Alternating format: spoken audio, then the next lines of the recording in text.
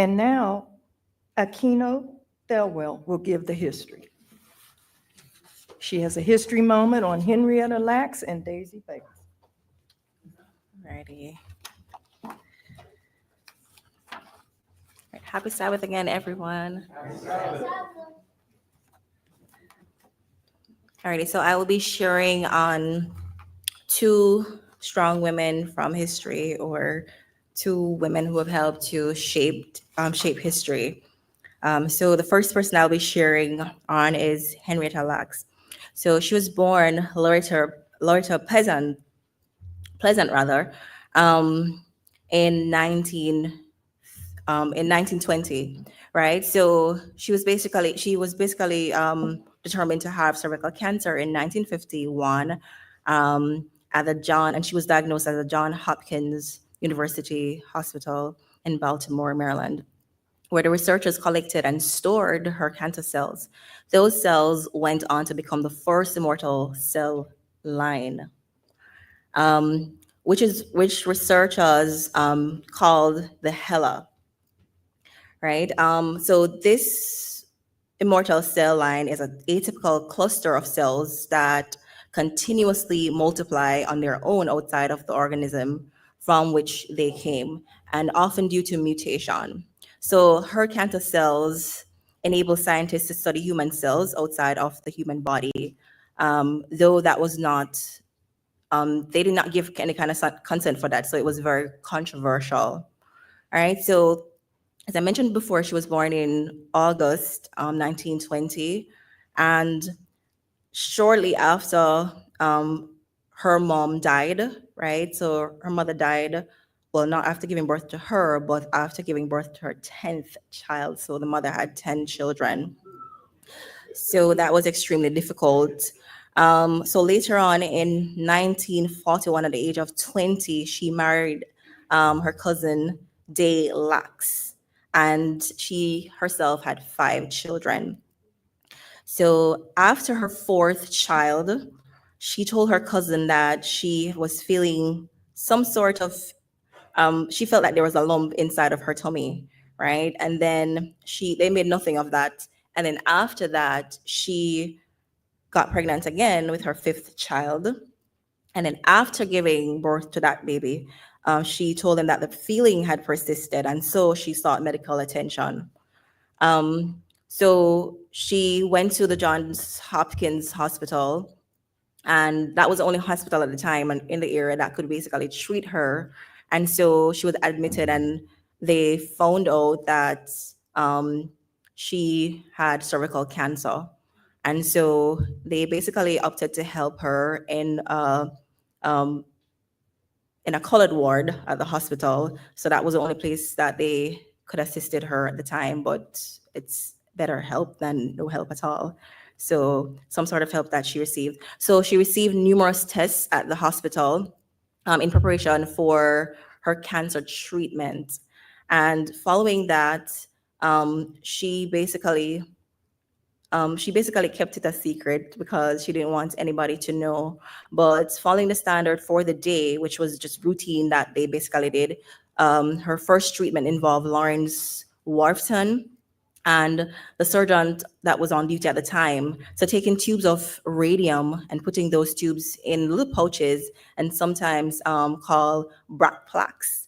And so those were sewed inside her cervix. And radium is a radioactive metal that is lethal to cells. And so even though it's lethal to cells, it can kill cancer cells as well. So the mutation that ultimately lead to cancer, so it can kill those cells as well as the human cells as well. So it can also be utilized in killing the cells. And so they decided to use that for her, because at the time, obviously, they wouldn't have the technology and all of that they had. So that was just an option that they decided to use. So Lacks mutation, so Lacks was sedated, and on the operating table, they decided to, while they were performing the procedure, rather, they took 2 tissue samples from her. So one was taken from the tumor, and the other was a normal cell from the cervix.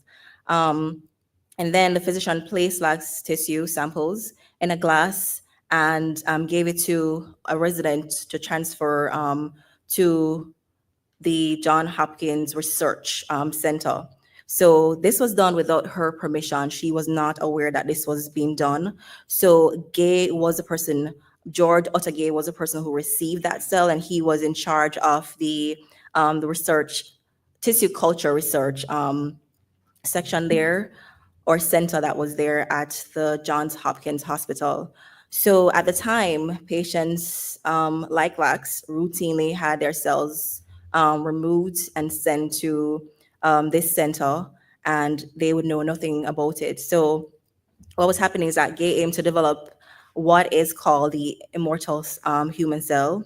So that's the line that he basically aimed at developing. He was very ambitious. And so what they wanted to see if it would grow or mutate. So Gay provided lax tissue sample to his research assistant, Mary Kubisek. So after Gay received it, he passed it on to Mary Kubisek and tasked Kubisek with culturing lax tumor cells and healthy cervix cells. So they had those two cells and they wanted to culture it to see what would have happened. So cell culture involved growing tissues or cells outside the individual from which the cells were derived. And according to Scoot, who was one of the writers at the time, Kubisek was skeptical that lax cell would not proliferate, as none at the time that they've collected, no sample at the time, proliferated. So they probably thought that this one would not as well. But Kubisek picked up lax tumor sample, covered in culture medium, and labeled the sample Hella. So I think she was the person who named it. According to Scoot, during that time in history, it was common for physicians to use patient samples from public wards without their knowledge or consent.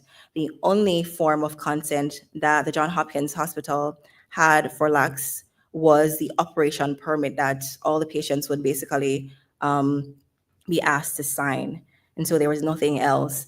So though Kubisek did not expect lax cell to mutate, after a short time, they recognized that it started to grow. So the cervical tumor cells continued to proliferate, and that was just weeks after. And so she left the radiation treatment and resumed working. And she was working in tobacco fields with her husband. And so the tumor cells continued to grow in the culture in Gay's lab. And so it said that it grows, well, they said that it grew 20 times faster than her normal cells. So that was something that was really amazing. So when the HeLa cell line successfully proliferated in 1951, Gay informed his colleagues that his lab may have grown the first immortal human cell line. So at this time, the treatment that she was given did not affect her in any negative way, right? So she had no known side effects, right? Using the radium. So they said that people would have like side effects, vomiting, they'd be nauseous, but she didn't experience any of that. And she kept it a secret from her entire family. Her children did not know, her husband did not know, but she had to tell her cousins because she needed some assistance. So she had to tell the cousins because she needed somebody to pick her up when she would undergo further treatment. So shortly after that, the cancer cell terribly to the rest of her organs. And so they couldn't save her. She basically died in October 1951. And so after her death, Gay got permission from her family to extract cells that would be used for research purposes. So as of 2020, the cells Gay collected from lax are some of the most commonly used cells in biomedical research. So scientists have used lax cells through the HeLa cell line to test the effects of zero gravity on human cells in space, to study the human genome and across a wide array of disease and vaccine research.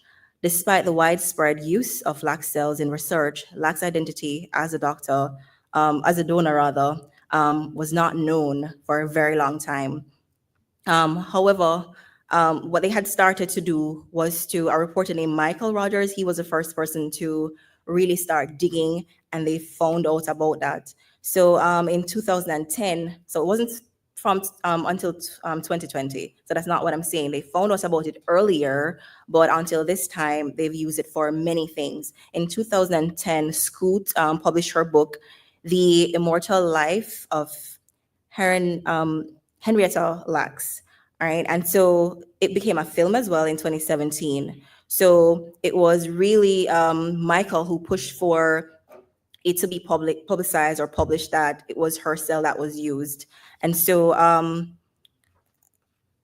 Scoot described Lax as in the movie and in the book as well, as a Black tobacco farmer whose cell became one of the most important tools in medicine. And in her book, Scoot combined Lax's personal narrative with historical context regarding ethical issues of race and class in medicine. So pretty much there's a lot more that we can read and find out about her, but that would be just the basic information on who Henrietta was and how her cells contributed to medical research. And now we're going to be looking at Daisy Bates. And so again, her mother died very early. Her mother died at the age of 3 when she was brutally murdered by 3 men. And so she was just a child. So that impacted her a great lot, and it imprinted on her, and so unfortunately, the death forced her to confront racism at an early age and pushed her to dedicate her life to ending racial injustice. So that was something that she decided to fight for. So Daisy Bates was born in 1914 and raised in a foster home as a result of the killing of her mother. All right, so when she was 15, she met her husband and they began traveling throughout the South. And so when they got married, they lived in Little Rock, and shortly after that, they started their own newspaper, the Arkansas Weekly. And so this was an African-American newspaper solely dedicated to the civil rights movement. So she also worked with local civil rights organizations, and for many years, she served as a president of the Arkansas chapter. She also helped in working with, and she contributed a lot to the National Association for Advancement of Colored People, the NAACP. She was very instrumental in helping with fighting for segregated schools and helping to, and she contributed a lot and helped or contributed to the Supreme Court rule for segregated school unconstitutional. So that were unconstitutional rather. All right, so after the ruling, Bates began gathering African-American students to enroll at all white schools. And so often the white schools, as we know, refused to let Black students attend. And so she was very instrumental in helping through using her newspaper to publish the schools who did follow the federal mandate at that time. So despite continuous rejection in public schools, she fought on and pushed through all the ways that she could with publications, and she even wrote for her own newspaper as well. So at the time, she selected 9 students to integrate into Central High Schools in Little Rock in 1957. And so they were basically, supported by her. She took them under her wings. She supported them and ensured that these students were not any at all exposed to violence as best as she could, with the help of persons that she had access to, just to protect them from violence that was basically directed to them at that particular time. And so she worked with them, she dropped them off at school and continued her work. However, she received a lot of threats, and shortly after that, she had to close her newspaper because they had to shut down the company because the threats got really bad and there was nothing that they could do. But after the success from the 9 students, Little Rock 9, that was the name that was given to those students, she continued to work on improving the status of African American in the South, and her influential work with school integration brought her national recognition. And in 1962, she published her own memoir, The Long Shadow of Little Rock. And so she received the award. She was invited to receive the award, but she was also invited to speak at the award. And so in 1968, Bates moved to Mitchellville, Arkansas. And so that was a disenfranchised community that she worked hard to help with all the resources that she could. When she arrived, she realized that they needed lots of help, and so she used her organizational skills to pull together residents and improve the community.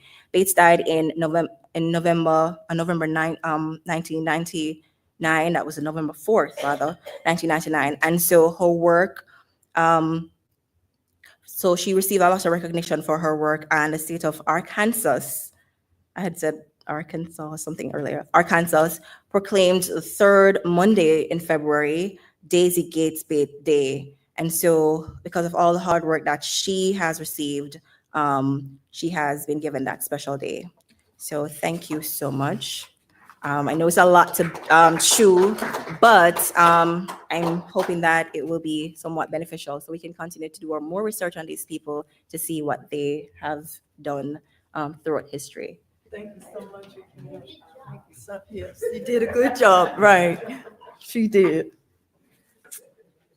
And next, we'll have a history moment by Sergio Lockett.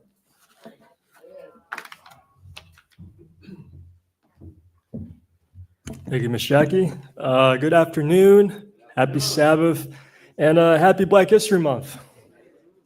First, we're going to start off with Ruby Bridges.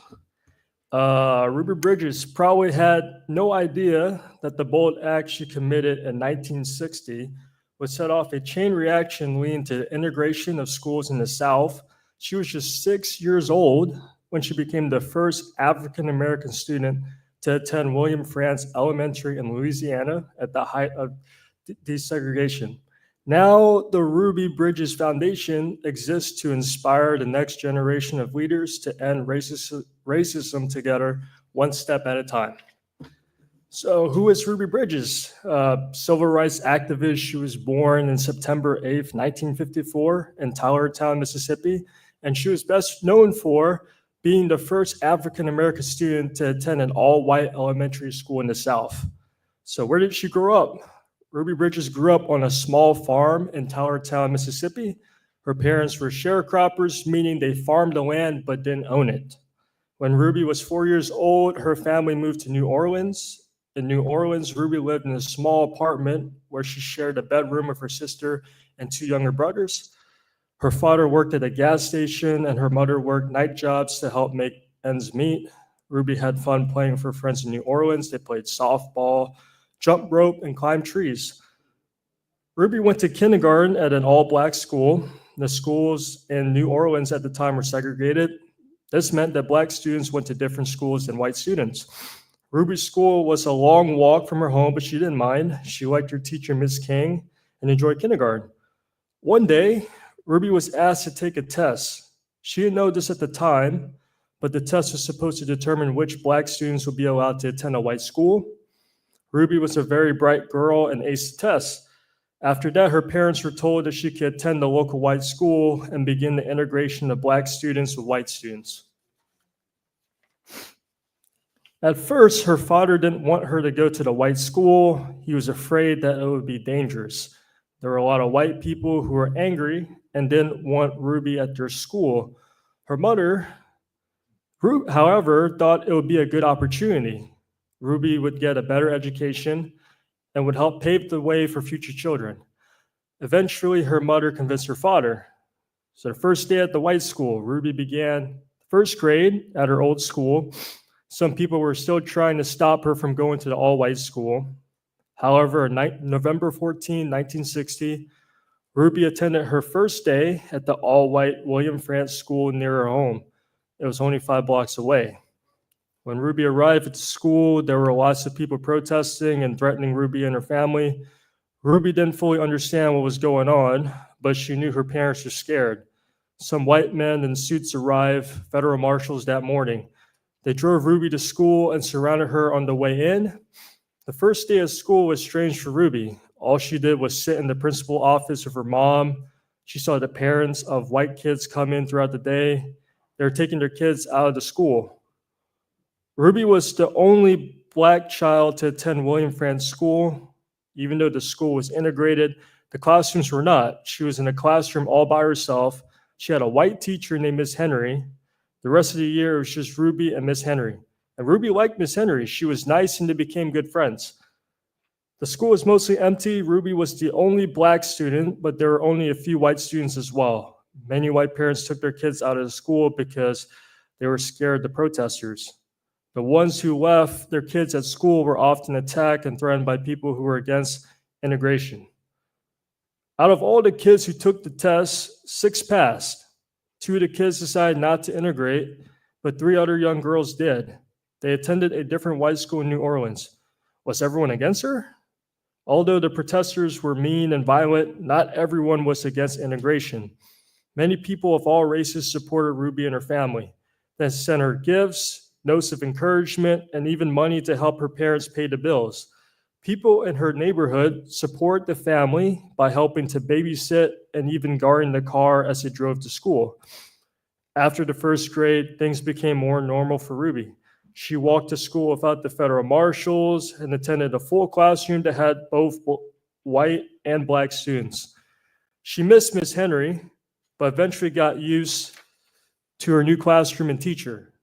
Ruby attended integrated schools all the way through high school. And here are some interesting facts about Ruby Bridges. After graduating from high school, Ruby worked as a travel agent for 15 years. She married Malcolm Hall and had 4 sons. In 2014, a statue of Ruby was unveiled outside the William Frantz School.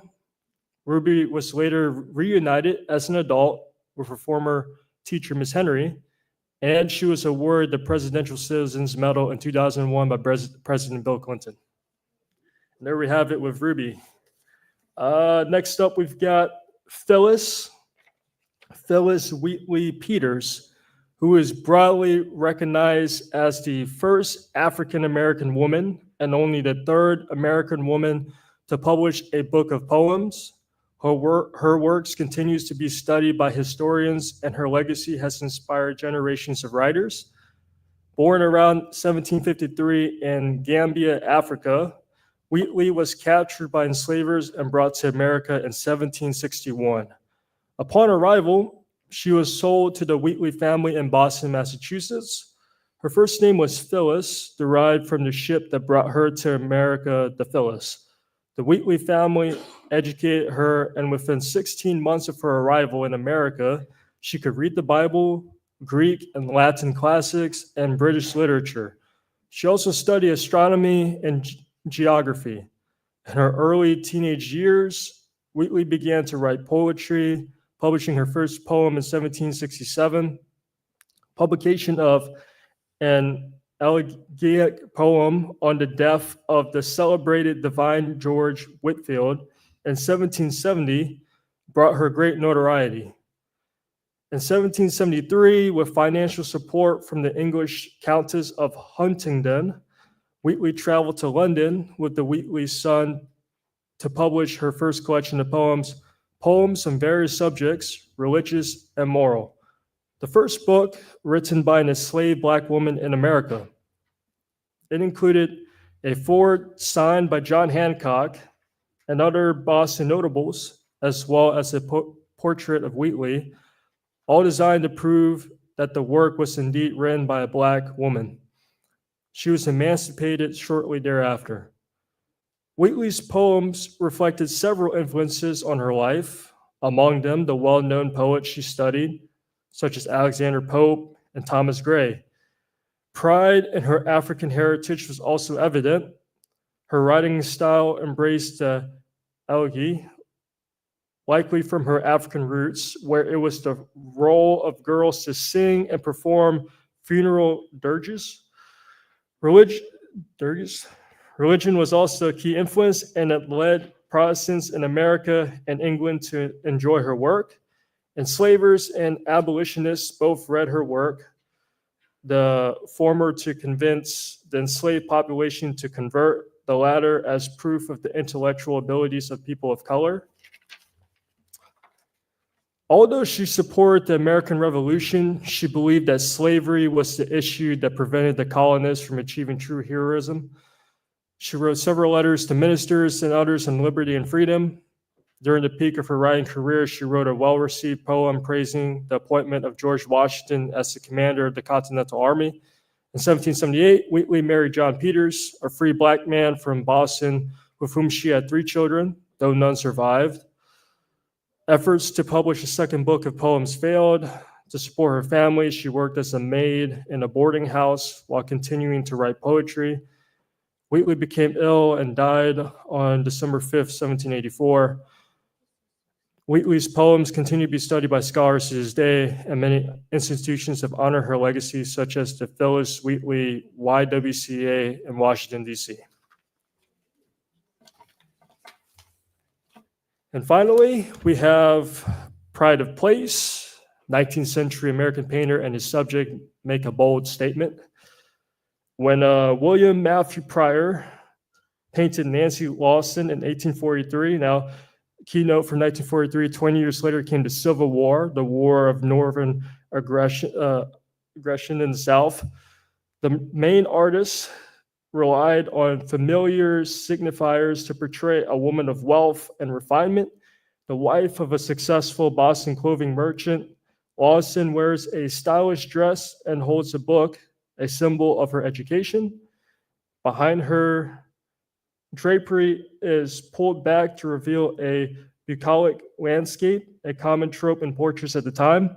But as conventional as Prior's composition may have been, Lawson's sitting for the portrait was a radical statement, says Emilie Gevalt, a curator at New York's American Folk Art Museum, where an exhibition of art representing Black subjects from the 17th to 19th centuries opened this month. During that era, Black figures in art, if they appeared at all, were usually anonymous and often included racist caricatures, says Gevalt. To put forward this image and to say, look at the riches of the material life that I've created for myself, creates such a striking image of Black persistence. And with the painting, the artist and white abolitionists also painted Lawson's husband and a few other African Americans. Skin may differ, but affection dwells in white and Black just the same, he wrote. And there we have it. That's the end of Pride of Place and Ruby Bridges and Phyllis Wheatley. Thank you. Thank you, Sergio. And now we have another selection by Carmen.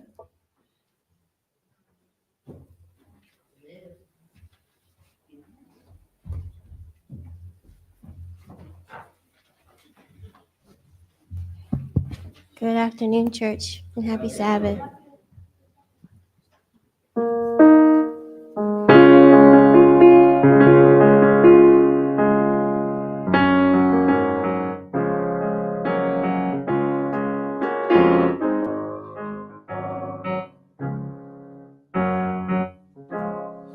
Oh, freedom. Oh, freedom. Oh, freedom over me. And before I be a slave, I'll be buried in my grave and go home to my Lord and be free. Oh, freedom. Oh, freedom. Oh, freedom over me. And before I be a slave, I'll be buried in my grave and go home to my Lord and be free.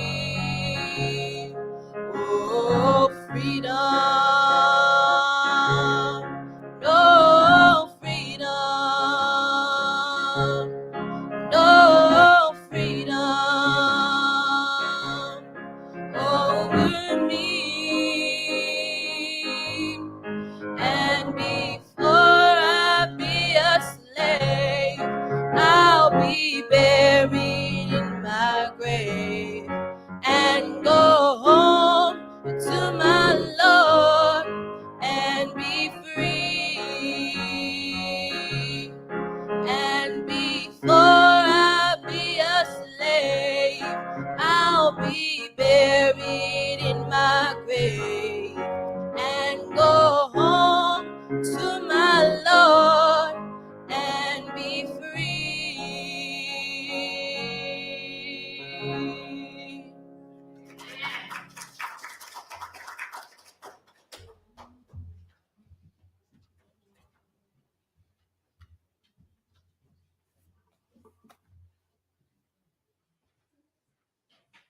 And now, Quinoy is going to give the poem on Don't Quit.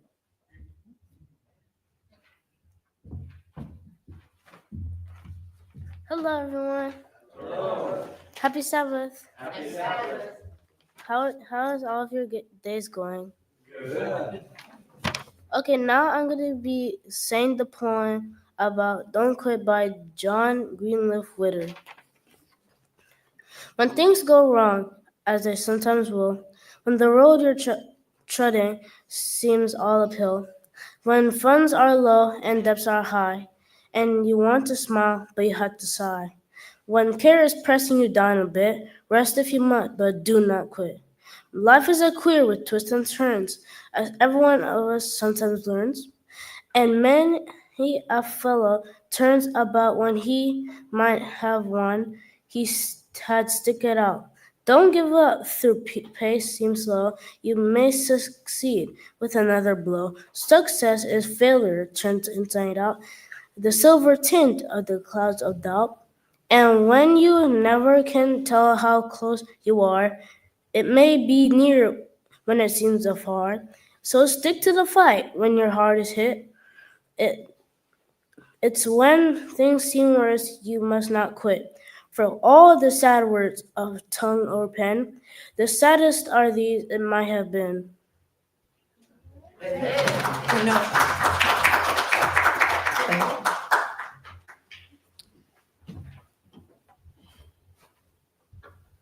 And now, Samuel will give a history moment. Trying to follow this. Yeah. And, okay, do two. All right, happy Sabbath. Happy Sabbath.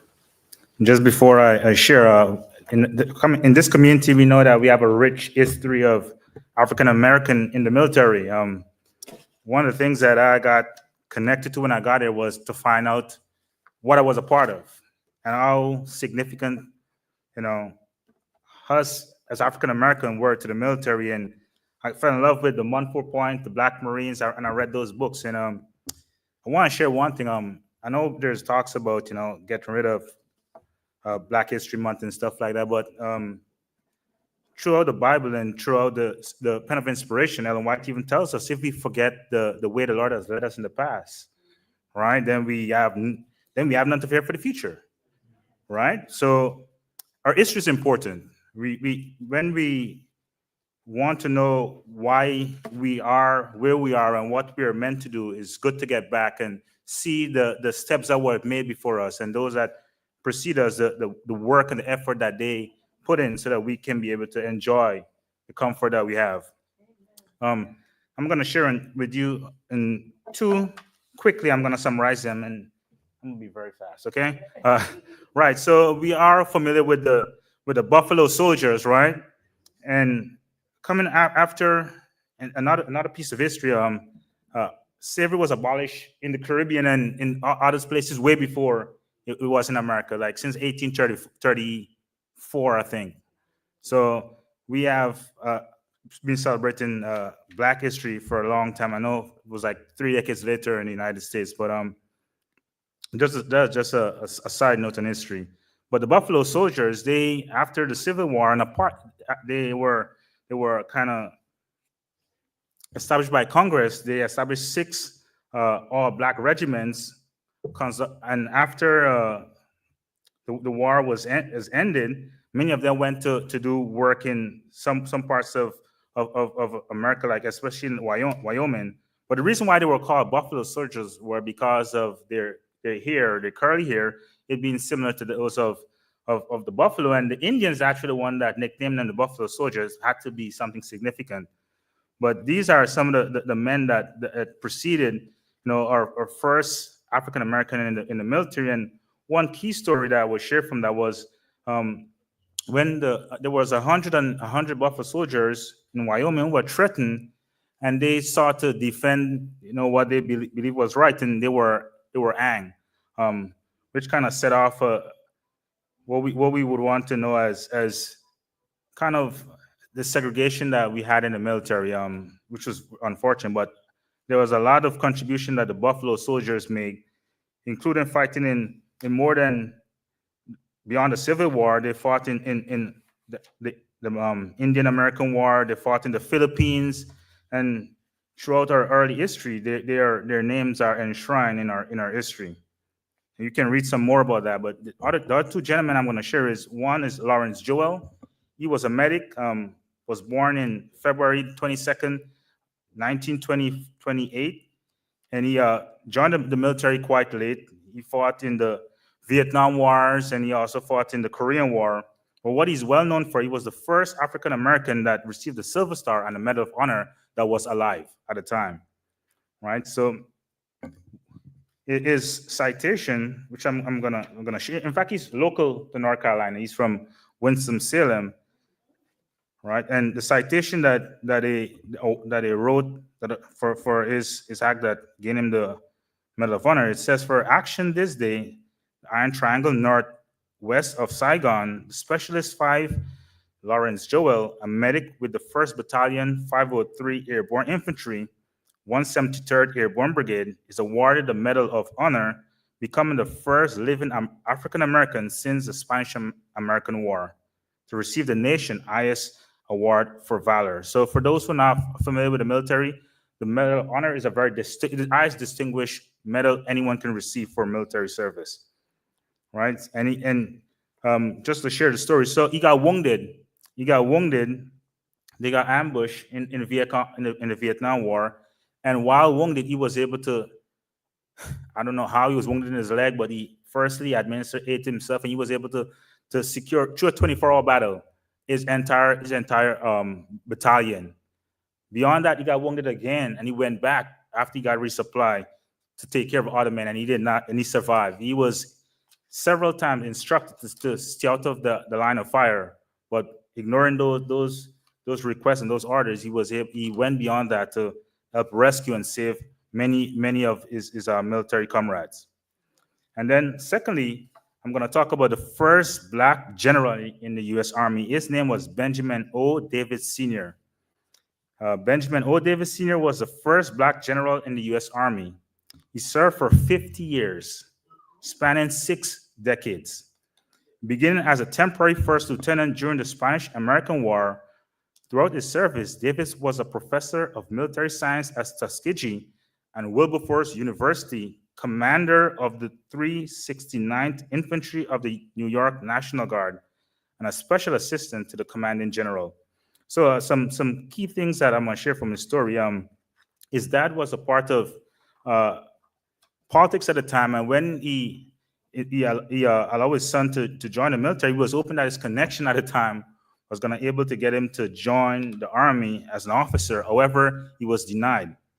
So when the war started, he volunteered, and since you volunteered, you were being given a little bit more liberty at your specialty and your skills. So he was, as a volunteer, becoming an officer. However, when that infantry division went away after the war, he was pretty much removed, and he tried to join the army again, and he had to start back as a private. So for those who are familiar with the military, and I was trying to look up his rank, he made a way out to captain and then went back to a private. I think for those who are aware, I don't think much people, including myself, would think that's acceptable. However, he thought that his involvement in military service was not only for himself, but also to set a trend for those that came behind him. So throughout his 50 years, he served in many positions and was acknowledged as being an outstanding military member. However, due to whatever reasons there were, he was not promoted. He was not given the opportunity to serve in those bills of recognition. however, he still stayed. Come to 1940, when the United States had the presidential election during that time, and we were a part of World War II, the president at the time thought it would be befitting to promote this guy to general as a form of allowing African Americans to think or to acknowledge that the military was not segregated as it was at the time. And he was promoted to general, and after that he spent eight more years. One keynote also, his son Davids Jr. was also the first Black general to serve in the United States Air Force. All right, and he has a lot of history here that is given to the many things that he would have done. And our military is important to our country. And as an African American myself, I do believe that as a part of our freedom, we all need to cherish the opportunity that we have to serve. Thank you. Thank you. And now another history moment will be given by Melissa Moncrief.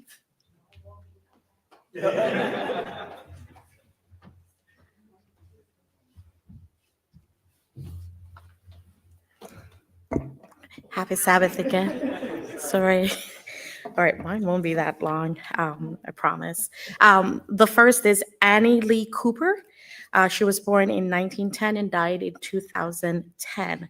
The Selma, Alabama native played a crucial part in the 1965 Selma voting rights movement, but it wasn't until Oprah played her in the 2014 Oscar-nominated film Selma that people really took notice of her activism. She's lauded for punching the Alabama Sheriff Jim Clark in the face. Don't do that. But she really deserves to be celebrated for fighting to restore and protect the voting rights that we all enjoy today. And then finally, Jane Boleyn. She was born in 1908 and she died in 2007. She was a pioneer in law. She was the first Black woman to attend Yale Law School in 1931. And in 1939, she became the first Black female judge in the United States. One of her significant contributions throughout her career was working with private employers to hire people based on their skills, as opposed to discriminating against them because of their race. She served on the boards of the NAACP, Child Welfare League of America, and the Neighborhood Children's Center.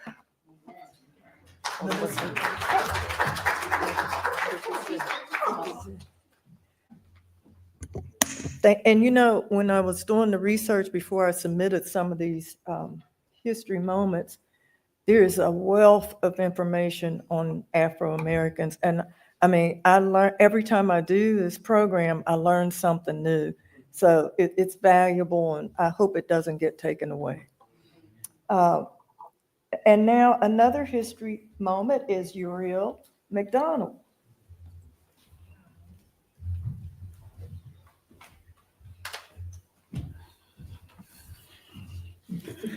Good afternoon, church. How are we doing today?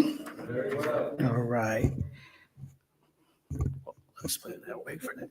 So how many of you have home security systems in your house?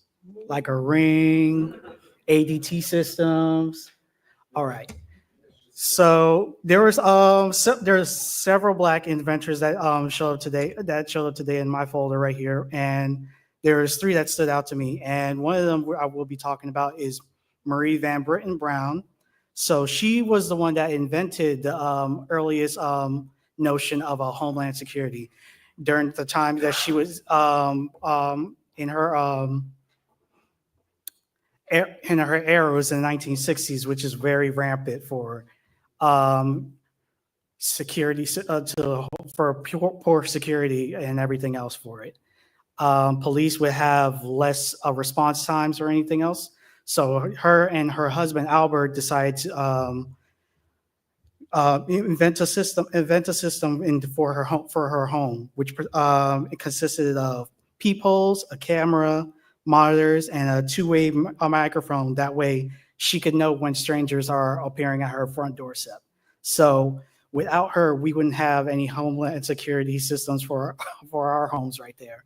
So we owe that to her and her husband right there. And she was born in Jamaica, Queens, New York in 1922, and she died there in 1999 along with her husband shortly afterwards. And the next one we will go to is Otis Boykin. And his most notable contribution to science would be the pacemaker. His mother died at a young age. His mother died as a maid when he was 1 year old. So that inspired him to create the pacemaker. I know my dad has one that's in this currently chest, so we have to owe that to him as well for it. His also notable contribution was the IBM computer, and he also has several patents under his name dealing with the burglar-proof cash register, several chemical air filters, and also several electronic components that's dealing with military controlled missiles. So he also has a long line for it. And the last one I will go over is most likely my favorite, because I grew up with this invention as a kid. And I perceive that many of you that grew up in the 80s and 90s grew up with this one. So who remembers having a squirt gun? All right, there we go. So we're going to talk about Lonnie G. Johnson. Now, this man was he was basically an aerospace engineer before all this. And in his spare time, he was trying to create a more efficient way of jet propulsion system for work while working with NASA. So while he's using that, he's using a little air filter or anything else, and had it like pressurized water came out. So he had the idea of that in spare time. I'm going to make this squirt gun right here. Now, I believe what he essentially called it was a soaker gun, but then he changed the name to Super Soaker, and he got that patented, and it's made him a total of a lot of money. Like, I want to say from the estimate, it was 73 million, and he's still alive today. He's aged at 75 currently right now, and he's also working with several people. He's also developed his own company, which is called the Johnson Thermoelectric Company, and he worked on patenting the Johnson Thermoelectric Converter, which basically converts heat to electricity. So, but it's the squirt gun that's my favorite, that basically gives me the most joy of knowing him. And that is all for me for today. Thank you. I gave him actually more, but I told him for the interest of time, because we would be here till sundown, and I want to get everybody home. Now I'm going to give a history moment. And the one poem that you heard was Don't Quit by John Greenleaf Whittier. And I think the reason why I was fascinated with him was because he was a abolitionist, and he did so much and made a lot of sacrifices to help free slaves. John Greenleaf Whittier was an American Quaker and poet who wrote many poems about slavery. One of the poems you just heard was Don't Quit. John Greenleaf Whittier was born to John and Abigail Whittier in Haverhill, Massachusetts on December 17, 1807. His family were Quakers, and they had a farm, but the farm wasn't very lucrative. They got by. It was only enough to get by. John was an American Quaker poet and advocate of the abolition of slavery in the United States. Whittier is remembered particularly for his anti-slavery writings, as well as his 1866 book, Snowbound. Whittier was first introduced to poetry by a teacher. His sister, Mary Whittier, submitted his poem, The Deity, to the Newburyport Free Press without his permission. It was published on June 8, 1826. This helped pay for his school fees at the Haverhill Academy. Before his second term, he earned money to cover tuition by serving as a teacher in a one-room schoolhouse in what is now Merrimack, Massachusetts. He completed high school in 2 years. Whittier worked for several magazines as an editor, and he became an outspoken critic of President Andrew Jackson. By 1830, he became an editor for the influential Whig Journal in New England.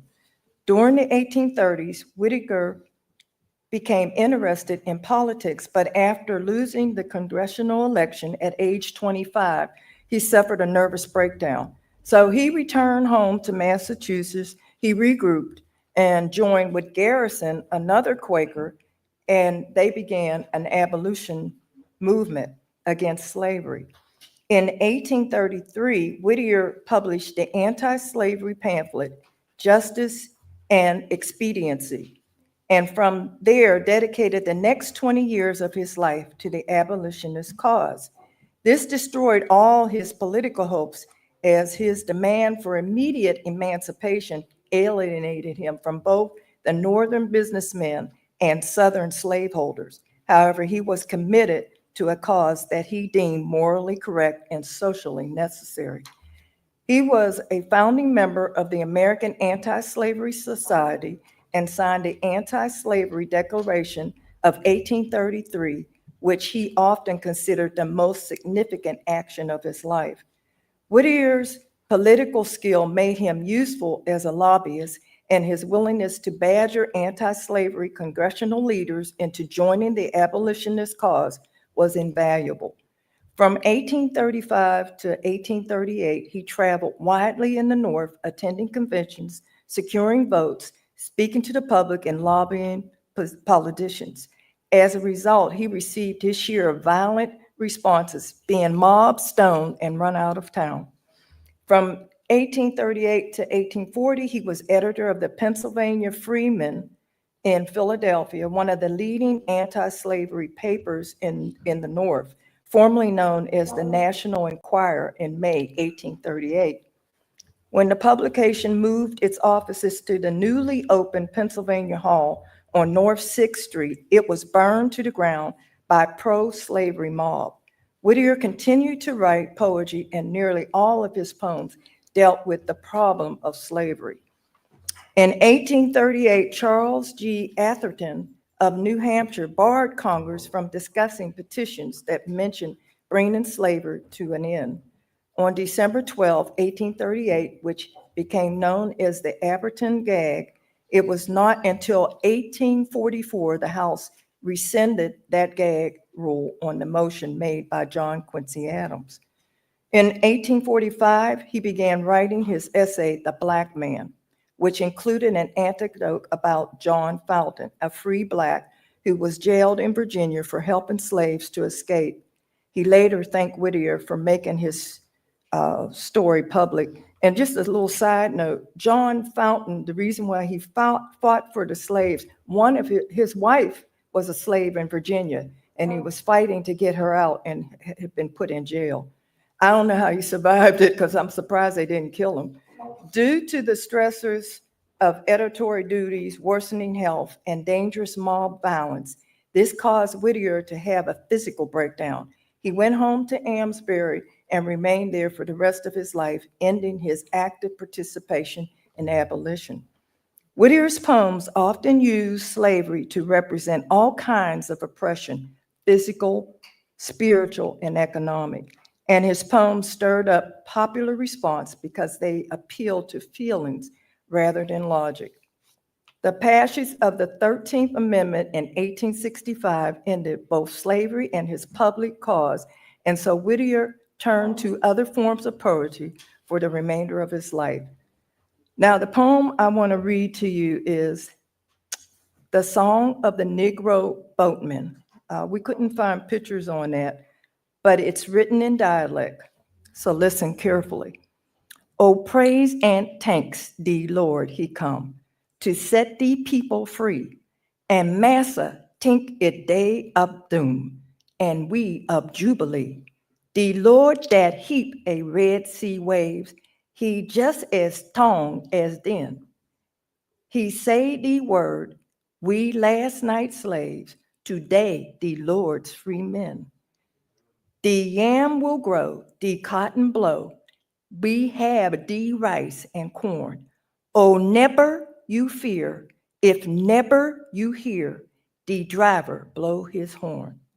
Of all the poetry inspired by the Civil War, the Song of the Negro Boatman was one of the most widely printed, and although Whittier never actually visited Port Royal, an abolitionist working there described his Song of the Negro Boatman as wonderfully applicably, as well as being rowed across Hilton Head Harbor among United States gunboats. John Greenleaf Whittier died at the age of 84 in Hampton Falls, New Hampshire.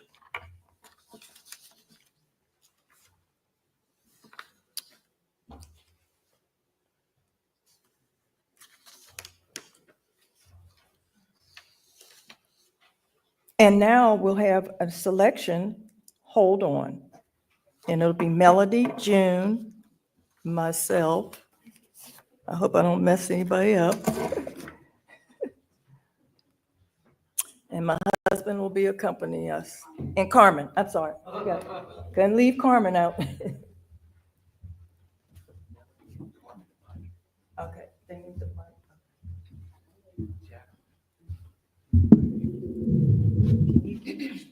Is it hard?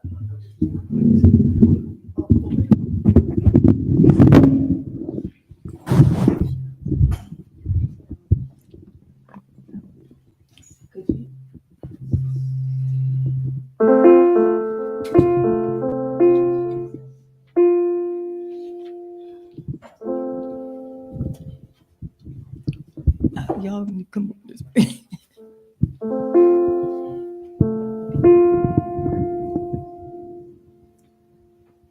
No one, let me come in. The doors are. Okay, here we go. No one, let me come in. The doors are fastened and the windows pinned. Keep your hands on that plow and hold on. Noah said you lost your track. Can't plow straight and keep a looking back. Keep your hands on that plow and hold on. Hold on, hold on. Keep your hands on that plow and hold on. Mary had a golden chain.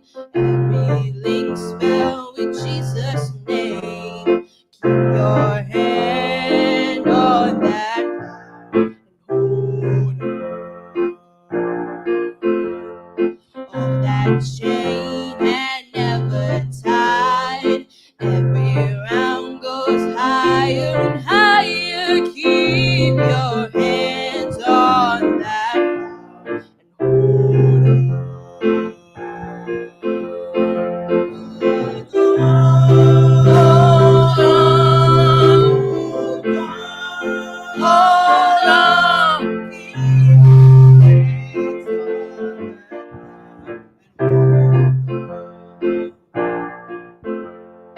Hold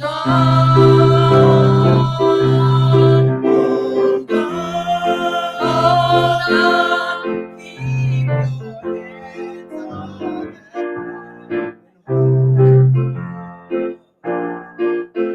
If you wanna get to heaven, I'll tell you how. Keep your hands on that gospel plow, and keep your hands on that plow, and hold on.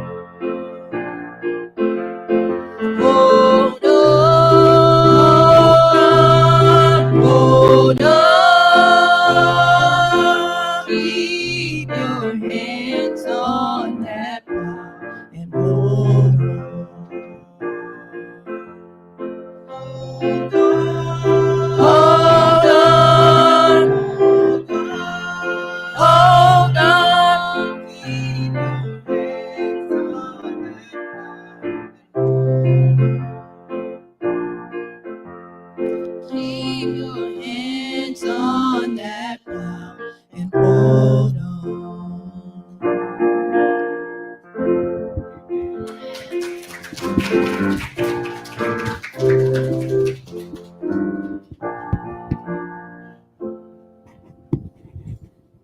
And that concludes our Black History program. I don't know if the pastor wants to say anything, have a closing statement. Okay, then I'll have you close us out. Let's all stand, shall we? Our most kind and loving Father, oh, what a joy and a privilege it has been for us to be in your house on your day. Dear God, we're so thankful for blessing our Black History program, and we know that it's important that we study history so we don't make the same mistakes in the future. And dear God, as we prepare to go our separate ways, we pray that you will continue to bless us. We pray that you will help us to be better people, to be better Christians. We pray that there will be peace in our time. We will live in a world where we all can be treated as one, because we're all God's children, looking forward to that day when you will come to take us home. But until then, dear God, keep a watchful eye upon us. Guide us, protect us, keep us safe from harm. Bring us back home this Sabbath that we can worship you in spirit and in truth. We ask all these things in Jesus' name. Amen. Amen. Happy Sabbath. Thank you again for helping me. I appreciate it.